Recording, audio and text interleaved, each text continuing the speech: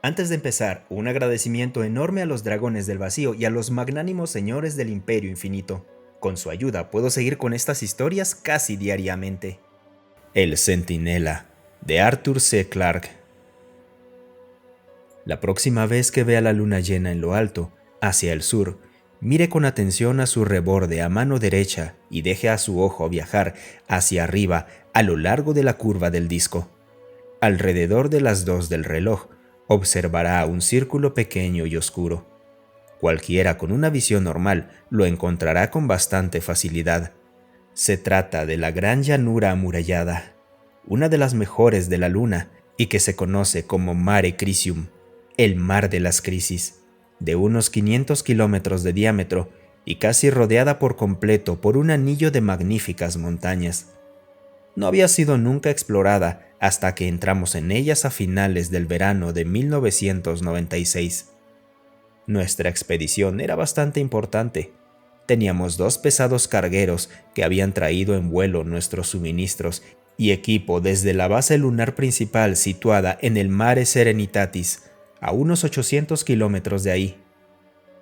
Había también 3 pequeños cohetes previstos para transportes de escaso radio de acción sobre aquellas regiones que nuestros vehículos de superficie no pudieran cruzar. Por suerte, la mayor parte del Mare Crisium es completamente llano. No existen ninguna de las grandes grietas tan frecuentes y peligrosas en otras partes, y son muy pocos los cráteres o montañas de cualquier tamaño. Por lo que sabíamos, nuestros poderosos tractores oruga no tendrían la menor dificultad en llevarnos a donde quisiéramos. Yo era geólogo, o mejor dicho, selenólogo, si se desea ser pedante, al mando del grupo de exploración de la zona sur del Mare. Habíamos recorrido ya en una semana unos 150 kilómetros, bordeando las faldas de las montañas a lo largo de la orilla de lo que en un tiempo fue un mar, unos 1.000 millones de años atrás. Cuando la vida se iniciaba en la Tierra, aquí ya se hallaba moribunda. Las aguas se retiraban de los flancos de aquellos estupendos riscos hacia el vacío corazón de la Luna. Por el territorio que cruzábamos, aquel océano sin mareas había tenido un día más de 30 kilómetros de profundidad, y ahora el único vestigio de humedad era la escarcha que a veces se encontraba en cavernas en las que la ardiente luz del sol no penetraba jamás. Habíamos empezado nuestro viaje a primera hora del lento amanecer lunar, y faltaba todavía una semana, según el tiempo de la Tierra, para que cayese la noche. Media docena de veces al día debíamos abandonar nuestros vehículos y salir con los trajes espaciales en busca de minerales interesantes, o a colocar marcas que sirviesen de guía a futuros viajeros. Se trataba de una rutina monótona. No existe nada peligroso, ni siquiera excitante, en una exploración lunar. Podíamos vivir con toda comodidad durante un mes en nuestros tractores presurizados, y si nos enfrentábamos con algún problema, siempre podíamos recurrir a la radio para pedir ayuda y esperar hasta que cualquier nave espacial acudiese a rescatarnos. Acabo de decir que no hay nada excitante en la exploración lunar, pero naturalmente, eso no es cierto. Uno puede llegar a cansarse de aquellas increíbles montañas, mucho más escarpadas que las de la Tierra. Mientras rodeábamos los cabos y promontorios de aquel mar desaparecido, no sabíamos jamás qué nuevos esplendores se nos revelarían. Toda la curva sur del Mare Crisium forma un vasto delta donde, en un tiempo, una serie de ríos se abrieron camino hacia el océano, alimentados tal vez por las lluvias torrenciales que debieron batir las montañas en la breve era volcánica, cuando la Luna era joven. Cada uno de aquellos antiguos valles era una invitación, desafiándonos a trepar por ellos hacia las desconocidas tierras altas que se hallaban más allá. Pero teníamos que cubrir aún unos 150 kilómetros, y solo podíamos mirar con deseo aquellas alturas que otros escalarían. A bordo del tractor conservábamos el horario de la Tierra, y a las 22 horas teníamos que enviar el mensaje de radio a la base y cerrar el contacto por ese día. Afuera, las rocas arderían aún bajo un sol casi vertical. Sin embargo, para nosotros, Sería de noche hasta que despertásemos de nuevo 8 horas después. Luego, uno de los que estábamos ahí prepararía el desayuno. Se escucharía un gran ronroneo de máquinas de afeitar eléctricas y alguno conectaría la radio de onda corta emitida desde la Tierra. Asimismo, cuando el olor de las salchichas fritas comenzara a llenar la cabina, resultaría difícil creer que no nos hallábamos de regreso en nuestro propio mundo. Hasta tal punto era todo tan normal y hogareño.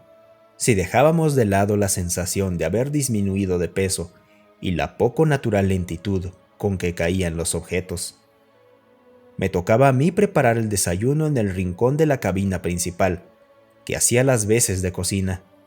Después de tantos años, puedo recordar aquel momento de una forma muy vívida, puesto que en la radio acababan de tocar una de mis melodías favoritas, la antigua tonada galesa de David en la Roca Blanca.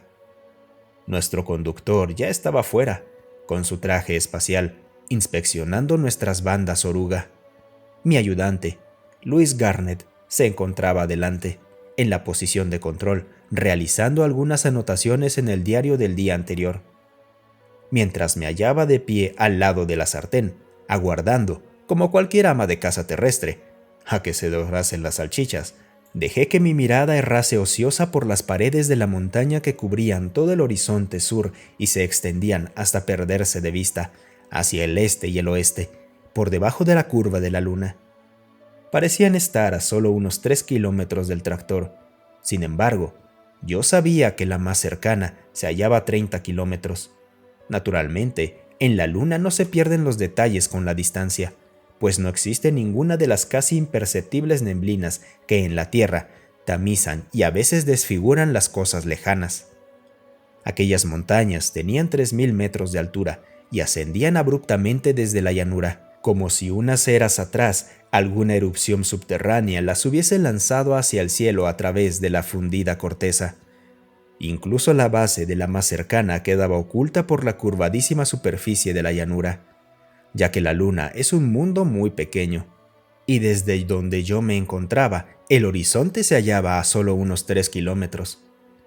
Alcé los ojos hacia los picos a los que no había ascendido jamás ningún hombre, unas cumbres que antes del principio de la vida terrestre habían contemplado los océanos en retirada, hundiéndose sombríamente en sus tumbas y llevándose consigo la esperanza y la promesa del mañana de un mundo. La luz solar se estrellaba contra las cumbres con un resplandor que hacía daño a la vista. Aunque solo un poco por encima de ellas, las estrellas alumbraban con firmeza en un cielo más negro que cualquier noche invernal de la Tierra. Estaba ya volviéndome, cuando mi ojo captó un reflejo metálico en lo alto de la arista de un gran promontorio que se proyectaba hacia el mar, unos 50 kilómetros hacia el oeste. Se trataba de un punto de luz impreciso, como si una estrella hubiese sido arrancada del cielo por uno de aquellos crueles picos, y me imaginé que alguna pulida superficie rocosa captaba la luz y hacía las veces de un heliógrafo directamente hacia mis ojos. Cosas de este tipo no eran raras. A veces, cuando la luna se encuentra en su segundo cuarto, los observadores de la Tierra ven las grandes cordilleras del Oceanus Procellarum arder con una iridescencia de un azul blanquecino, pues la luz del sol destella desde sus faldas y salta de nuevo de un mundo a otro. No obstante, tuve curiosidad por saber qué clase de roca podría brillar ahí con tanta intensidad. Subí a la torre de observación e hice girar hacia el oeste nuestro telescopio de 10 centímetros. Vi lo suficiente como para quedar tentado. Muy claro y nítido en el campo de visión. Los picos de la montaña parecían encontrarse a menos de 1 kilómetro, pero aquello que atrapaba la luz solar era demasiado pequeño para ser captado. Sin embargo, parecía poseer una simetría elusiva, y la cumbre sobre la que descansaba era curiosamente plana. Contemplé aquel resplandeciente enigma, forzando durante un buen rato mis ojos hacia el espacio, hasta que un olor a quemado procedente de la cocina me dijo que nuestras salchichas para el desayuno habían efectuado en vano un viaje de más de 400.000 kilómetros. Toda aquella mañana estuvimos discutiendo durante nuestro recorrido a través del Mare Crisium, mientras las montañas orientales se alzaban cada vez más hacia el cielo. Incluso cuando buscábamos nuestros trajes espaciales, la discusión continuó por radio. Era del todo seguro, argumentaban mis compañeros, que jamás se había visto ninguna forma de vida inteligente en la Luna. Las únicas cosas vivientes que hubieran podido existir ahí eran algunas plantas primitivas y sus poco menos degenerados antepasados. Sabía todo lo mismo que cualquiera. Sin embargo, hay ocasiones en las que un científico no debe de tener miedo a hacer un poco el ridículo. «Escúchenme», les dije al fin. «Voy a ir ahí, aunque sea solo para quedarme tranquilo. Esa montaña tiene menos de 4000 metros de altura, es decir, solo 700 según la gravedad terrestre, y puedo hacer el recorrido a lo sumo en 20 horas. Siempre he deseado, por otra parte, escalar esas montañas, y esto me proporcionará una excusa excelente». «Si no te rompes el cuello», respondió Garnet, «te convertirás en el hazmerreír de la expedición cuando regresemos a la base, y a partir de ahora, esa montaña empezará a llamarse la locura de Wilson». «No me romperé el cuello», repliqué con firmeza. «¿Quién fue el primer hombre que trepó a Pico Helicon?» «¿Pero no eras bastante más joven en aquella época?», preguntó Luis en tono amable. «Eso», repliqué con suma dignidad, «es una razón tan buena como cualquier otra para desear ir». Aquella noche nos acostamos temprano. Tras llevar el tractor hasta 1 kilómetro del promontorio, Garnet vendría conmigo por la mañana. Era un buen alpinista y me había acompañado con frecuencia en hazañas de aquel tipo. Nuestro conductor quedó muy complacido de que lo dejáramos al mando de la máquina. A primera vista, aquellos acantilados parecían por completo inescalables. Sin embargo, para cualquiera que tenga una cabeza firme que aguante las alturas, es fácil trepar un mundo donde todos los pesos son solo de 1/6 parte de su valor normal.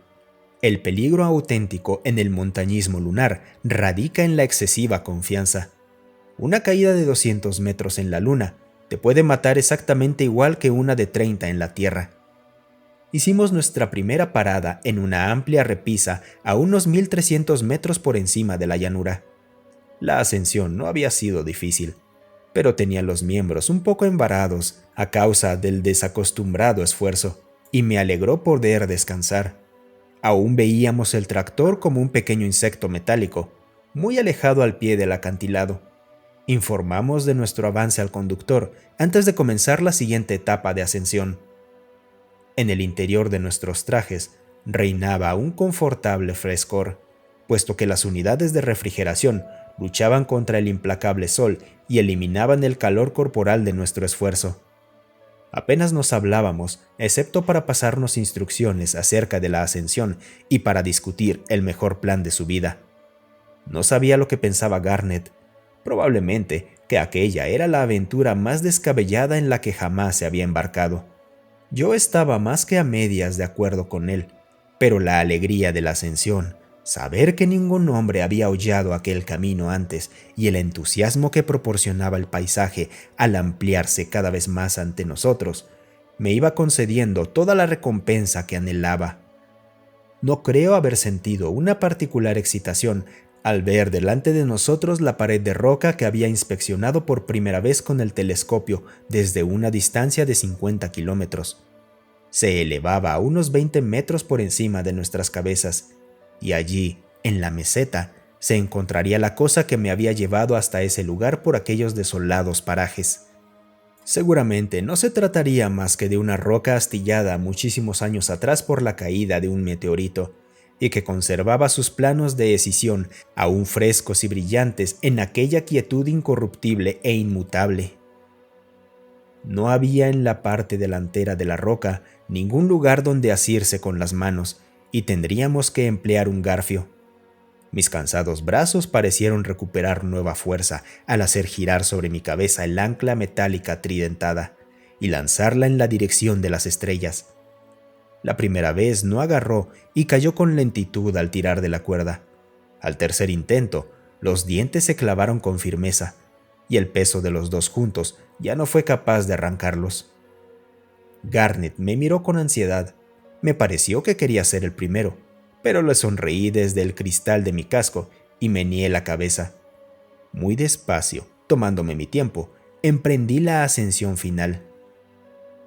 incluso con mi traje espacial, aquí solo pesaba unos 20 kilos. Me izaba con una mano tras otra, sin preocuparme de emplear los pies. Al llegar al borde, hice una pausa y una seña a mi compañero, tras lo cual acabé de subir por el filo. Me puse de pie y miré ante mí. Deben comprender que hasta ese momento había estado convencido casi por completo de que allí no había nada extraño o fuera de lo corriente. Casi, pero no por completo. Aquella tentadora duda era la que me había impulsado a seguir adelante, pues ahora ya no había duda. Pero el misterio solo acababa de comenzar. Me hallaba de pie en una meseta como de unos 30 metros de diámetro. En un tiempo había sido lisa por completo, demasiado lisa para ser natural, pero las caídas de meteoritos habían marcado y perforado su superficie a través de inmensurables eones. Lo habían aplanado para soportar una estructura reluciente y más o menos piramidal, que doblaba en altura a un hombre y que se hallaba empotrada en la roca como una joya gigantesca y de múltiples facetas. Probablemente, en aquellos primeros segundos, ninguna emoción llenó en absoluto mi mente. Luego, sentí una euforia inmensa y una alegría extraña e inexpresable. En realidad, amaba a la luna, y ahora supe que el moho rastrero de Aristarco y Eratóstenes no había sido la única vida que albergó durante su juventud. El viejo y desacreditado sueño de los primeros exploradores era cierto. A fin de cuentas, había existido una civilización lunar, y yo era el primero que la había encontrado. Haber llegado tal vez con un centenar de millones de años de retraso no me turbaba en lo más mínimo. Era suficiente haber podido llegar. Mi mente empezó a funcionar con normalidad para analizar y plantear preguntas. ¿Se trataba de un edificio, un santuario o algo para lo que mi idioma carecía de denominación? Si era un edificio, ¿por qué lo habían construido en un lugar tan poco accesible? Me pregunté si aquello sería un templo, y me imaginé a los adeptos de alguna extraña fe clamando a sus dioses para que los salvasen mientras la vida de la luna refluía junto con los agonizantes océanos y apelando en vano a sus deidades. Avancé una docena de pasos para examinar aquello desde más cerca, pero un sentido de precaución me contuvo de aproximarme demasiado. Sabía un poco de arqueología y traté de deducir el nivel cultural de la civilización que había limado aquella montaña y alzado aquellas superficies relucientes de espejo que aún me deslumbraban los ojos. Pensé que los egipcios podrían haber hecho algo así, si sus obreros hubiesen poseído algunos materiales más extraños que los empleados por aquellos arquitectos mucho más antiguos. Por lo reducido de aquella cosa, no se me ocurrió que pudiera estar contemplando la obra de una raza mucho más avanzada que la mía. La idea de que en la luna hubiese habido inteligencia era demasiado tremenda para captarla, y mi orgullo no me permitía dar el último y humillante salto. Luego me percaté de algo que me produjo un escalofrío en la nuca, una cosa tan trivial y tan inocente que muchos jamás se habrían fijado en ello. Ya he explicado que la meseta presentaba las cicatrices producidas por los meteoritos, pero estaba también revestida de unos centímetros de polvo cósmico, algo que siempre se filtra en la superficie de cualquier mundo donde no hay vientos que lo perturben. Sin embargo, el polvo y las cicatrices terminaban de pronto en un amplio círculo que rodeaba la pequeña pirámide, como si una pared invisible la protegiera de las inclemencias del tiempo y del lento pero incesante bombardeo desde el espacio. Algo gritaba en mis auriculares y me di cuenta de que Garnet me había estado llamando desde hacía rato. Anduve vacilante hasta el borde del risco y le hice señales para que se reuniera conmigo, pues no confiaba en mí lo suficiente para expresarlo con palabras. Luego regresé hacia el círculo en el polvo. Recogí un fragmento de roca astillada y lo lancé con suavidad contra el brillante enigma.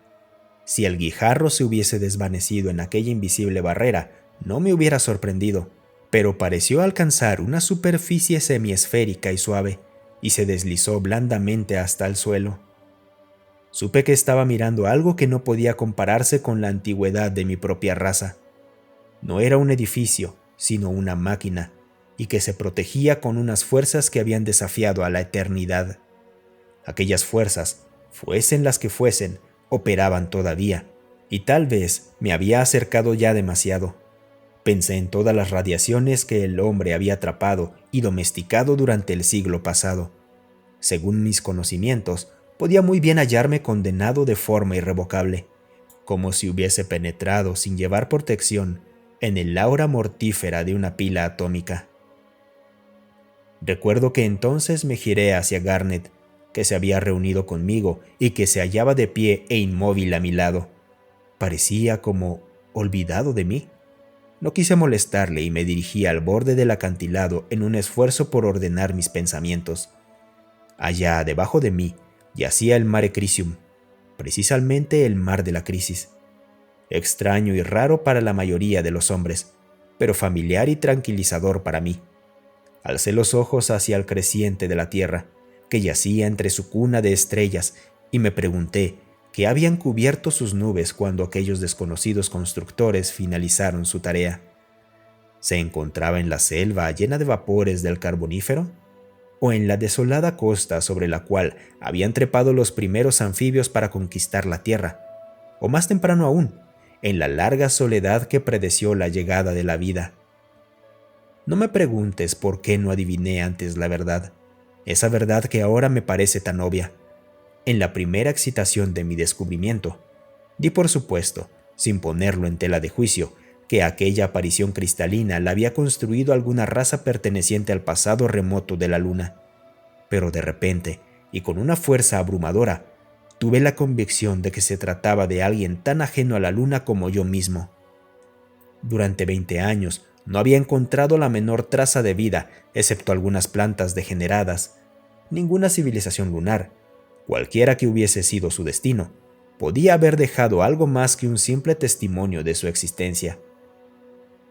Miré de nuevo la reluciente pirámide, y me pareció más remota que cualquier otra cosa que tuviera algo que ver con la luna. De pronto me estremecí, con una loca e histérica risa, producto de la excitación y del esfuerzo. Me había imaginado que aquella pequeña pirámide me hablaba y me decía: «Lo siento, pero yo también soy un extraño aquí».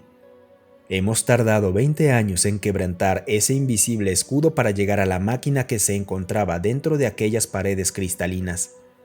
Lo que no podíamos entender, lo rompimos al fin con la fuerza salvaje de la energía atómica. Y ahora he visto los fragmentos de aquella cosa hermosa y resplandeciente que encontré en lo alto de la montaña. No tiene el menor sentido. El mecanismo de la pirámide, si es que se trataba de algún mecanismo, pertenece a una tecnología que se encuentra mucho más allá de nuestro horizonte. Tal vez sea la tecnología propia de las fuerzas parafísicas. El misterio nos obsesiona mucho más ahora que se ha llegado a los otros planetas y que sabemos que solo la Tierra ha sido hogar de la vida inteligente en nuestro universo. Tampoco ninguna civilización perdida de nuestro propio mundo ha podido construir esa máquina, puesto que el grosor del polvo espacial que había sobre la meseta nos permitió calcular su edad.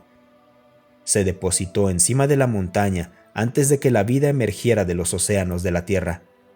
Cuando nuestro mundo tenía la mitad de su estado actual, algo procedente de las estrellas pasó a través del sistema solar, dejó aquella señal de su paso y siguió su camino. Hasta que la destruimos, esa máquina siguió cumpliendo la misión de sus constructores. En cuanto a cuál era esa misión, he aquí lo que conjeturo. Hay cerca de 100.000 millones de estrellas que giran en el círculo de la Vía Láctea, y hace mucho tiempo otras razas en los mundos de otros soles debieron haber alcanzado y superado las alturas que nosotros hemos alcanzado ahora. Piensa en esas civilizaciones muy alejadas en el tiempo, en el mortecino resplandor que siguió a la creación, dueños de un universo tan joven que la vida solo había llegado a unos cuantos mundos. Debieron hallarse en una soledad que no podemos imaginar, la soledad de los dioses que miran a través del infinito y que no encuentran a nadie con quien compartir sus pensamientos. Debieron haber estado buscando en los cúmulos de estrellas, lo mismo que nosotros hemos buscado en los planetas. En todas partes existirían mundos, pero vacíos o poblados de cosas sin mente que se arrastraban. Así era nuestra propia Tierra, con el humo de los grandes volcanes manchando todavía los cielos, cuando la primera nave de los pueblos del amanecer se deslizó desde los abismos del más allá de Plutón. Pasó los helados mundos exteriores, sabiendo que la vida no podía desempeñar ningún papel en sus destinos. Se detuvo entre los planetas interiores, calentándose con el sol y aguardando a que comenzaran sus historias. Aquellos vagabundos debieron mirar hacia la Tierra, que giraba a salvo en la estrecha zona entre el fuego y el hielo. Debieron pensar que era la favorita de los hijos del Sol. En un futuro distante, habría ahí inteligencia, pero tenían aún incontables estrellas ante ellos y tal vez no volviesen nunca más por este camino. Dejaron, pues, un centinela, uno de los millones que habían esparcido a través del universo, para que vigilase todos los mundos en los que había una promesa de vida. Era un faro que a través de todas las edades ha estado señalando en silencio el hecho de que nadie lo había descubierto todavía. Tal vez entiendas ahora por qué la pirámide de cristal se alzó sobre la luna en lugar de alzarse sobre la Tierra. Sus constructores no se preocupaban de las razas que aún se esforzaban desde su estado salvaje.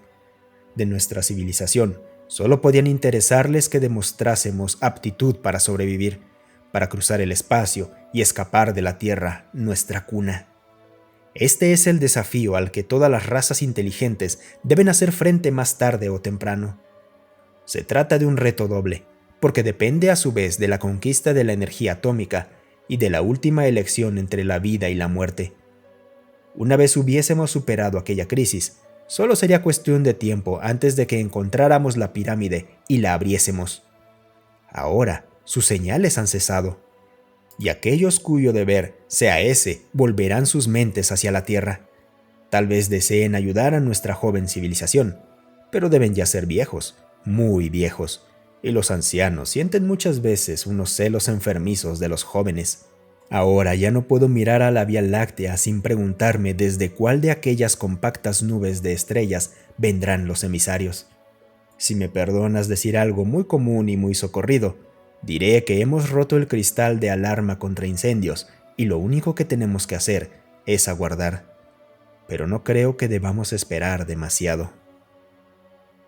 Muchas gracias por escucharme. Si te gustó el video, considera darle un me gusta y dejar un comentario para alimentar al algoritmo.